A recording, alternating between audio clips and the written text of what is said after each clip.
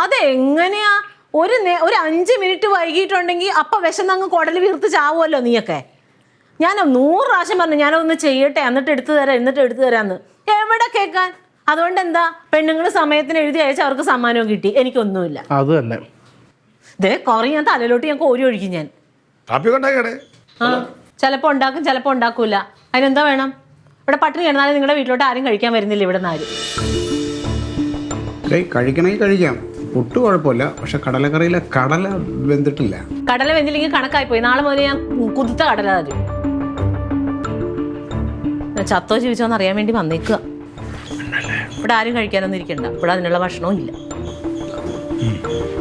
തങ്കം, എന്താ നിന്റെ കുട്ടിക്ക് എങ്ങനെ വിഷമമില്ലാണ്ടിരിക്കുക?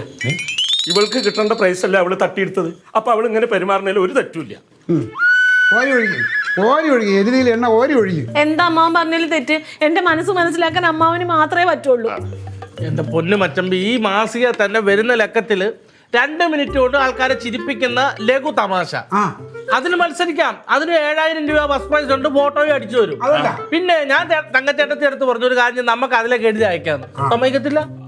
വേണ്ട, എനിക്കത് വേണ്ട. എന്റെ ജീവിതത്തിൽ തമാശകളില്ല, ദുഃഖം മാത്രമേ ഉള്ളൂ എനിക്ക്. ഒരു കാര്യം ചെയ്യാം, തങ്കച്ചേട്ടത്തിന്റെ പേര് വെച്ചിട്ട് ഞാനൊരു തമാശ എഴുതി അയക്കാം. അങ്ങനെ ആരുടെ ഔദാര്യത്തിൽ എനിക്ക് ഒന്നും വേണ്ട. എടി നീ വിഷമിക്കല്ലേ, പഴയതൊക്കെ അങ്ങ് പോട്ടെ.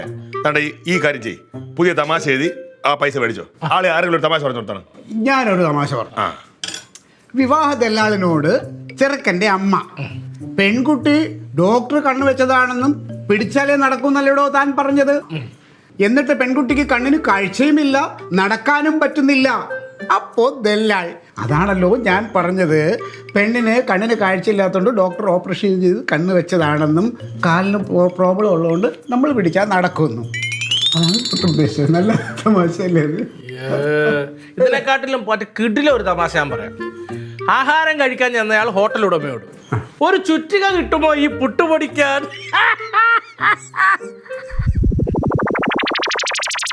അയ്യയ്യ, ഇതെന്ത് തമാശയാണ് അത്? കുട്ടിയെ, ഞാനൊരു തമാശ പറഞ്ഞുതരാം, അത് എഴുതി അയക്കും.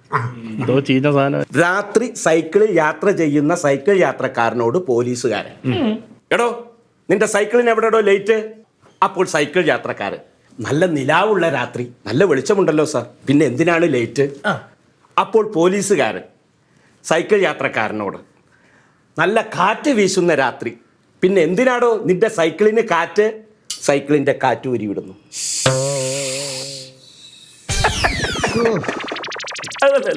കൊള്ളൂല, ഒരെണ്ണം നിലവാരമല്ല, വേറെ എന്തെങ്കിലും പറയണേ.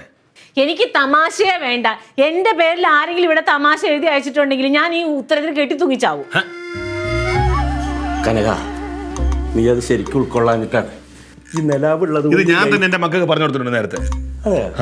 അന്ന് ഞാൻ ഉണ്ടായിരുന്നില്ലേ ഉണർന്ന്. പക്ഷേ ഞാൻ പറഞ്ഞ ആ വിവാഹദല്ലാണ്ട് നല്ലതേ, അത് നമുക്ക് എഴുതി അയച്ചാലോ, എന്ന് നമുക്കൊന്ന് ശ്രമിച്ചാലോ. അവള് പറഞ്ഞു കേട്ടല്ലേ? എന്നാ പിന്നെ വേറൊന്ന്. അയ്യോ വേണ്ട വേണ്ട വേണ്ട വേണ്ടെങ്കിൽ വേണ്ട, അല്ല ഞാൻ പറഞ്ഞു വേണ്ടോ. കഴിക്കുന്ന വേവാത്ത കടല ഇതൊക്കെ ഇനി ഇവിടെ ഉള്ളൂ. ഉള്ളത് കഴിച്ച് ജീവിച്ചോ. നിന്റെ ഭാര്യ വിചാരിച്ചപ്പം കനക, ഇങ്ങോട്ട് വേണ്ട, വേറൊരു തമാശ കിട്ടിയിട്ടുണ്ട്. നല്ലൊരു തമാശ കേട്ടിട്ട്